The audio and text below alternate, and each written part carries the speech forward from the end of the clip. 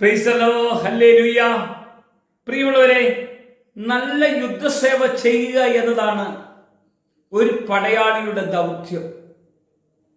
എഫെസ്യ ലേഖനം 6-ാം അധ്യായത്തിൽ 12 മുതലുള്ള വചനഭാഗത്ത് ശ്രദ്ധിക്കുമ്പോൾ നിങ്ങൾ നല്ല പോരാട്ടമുള്ള യുദ്ധത്തിന് വേണ്ടി തയ്യാറെടുക്കുന്ന നല്ല കരുത്തുള്ള ഒരാളാണ് എന്ന് കർത്താവ് നമ്മെക്കുറിച്ച് പറയാൻ ഇടവരുന്നുണ്ട്.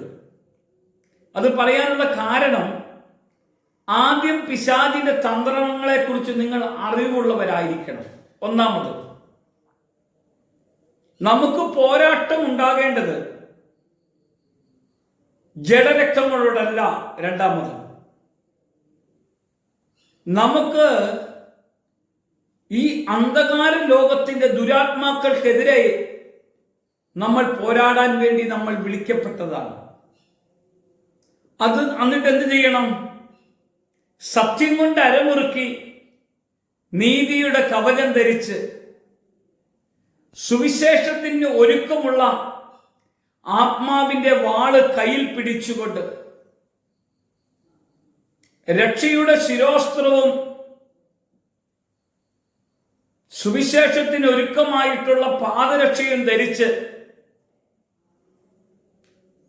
അരക്കട്ടയും അരപ്പട്ടയും ധരിച്ചുകൊണ്ട് കർത്താവിന്റെ കൂടെ ഒരു പടയാളി ഒന്ന് ഇറങ്ങിത്തിരിക്കാമോ? എന്നിട്ട് പൗലോസ് പറയാണ്, ഈ യുദ്ധസേവ എപ്പോഴും പ്രാർത്ഥിച്ചുകൊണ്ടായിരിക്കണം. നമുക്കറിയാം, മലമുകളിൽ മോശ കരങ്ങളുയർത്തി പ്രാർത്ഥിച്ചപ്പോൾ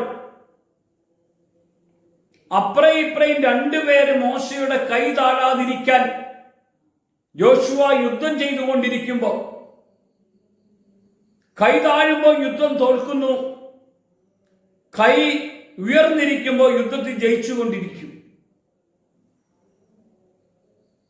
യുദ്ധസേവ ചെയ്യണമെങ്കിൽ നിന്റെ ജീവിതത്തിൽ കരങ്ങൾ സ്വർഗത്തിലേക്ക് ഉയർത്തിയുള്ള ഒരു പ്രാർത്ഥന നിന്റെ ഉള്ളിൽ വെളിപ്പെടണമെന്നാ കർത്താവ് പറയുന്നത്. കൊലോസ്യ ലേഖനത്തിൽ നീ പ്രാർത്ഥനയിൽ ഉറ്റിരിക്കുവാനാ കർത്താവ് പറയുന്നത്. പ്രാർത്ഥനയിൽ ഉറ്റിരിക്കുന്ന ഒരു ദൈവ പൈതല് യുദ്ധസേവയിൽ വിജയം കാണും. ഞാൻ വീണ്ടും ഒരു സത്യം നിങ്ങളോട് തുറന്നു പറയട്ടെ.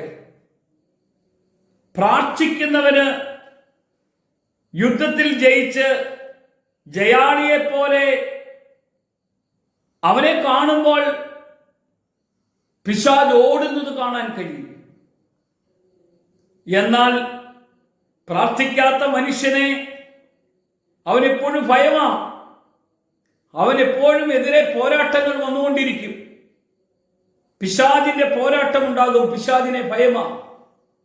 പ്രാർത്ഥിക്കുന്നവന് പിശാചിന് ഭയമാണെങ്കിൽ പ്രാർത്ഥിക്കാതിരുന്നാൽ പിശാചിന്റെ ഭയത്താൽ അവൻ ജീവിക്കേണ്ടി വരും.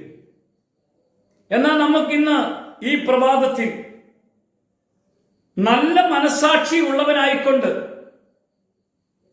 ചിലർ നല്ല മനസാക്ഷി തള്ളിക്കളഞ്ഞ്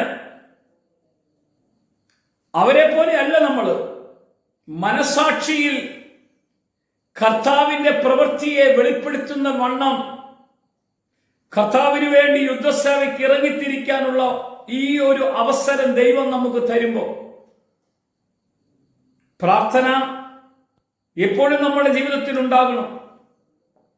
പ്രതികൂലങ്ങൾ വന്നാലും പ്രാർത്ഥിക്കണം, പ്രശ്നങ്ങൾ വന്നാലും പ്രാർത്ഥിക്കണം, സന്തോഷം വന്നാലും പ്രാർത്ഥിക്കണം, അനുഗ്രഹം കിട്ടിയാലും പ്രാർത്ഥിക്കണം.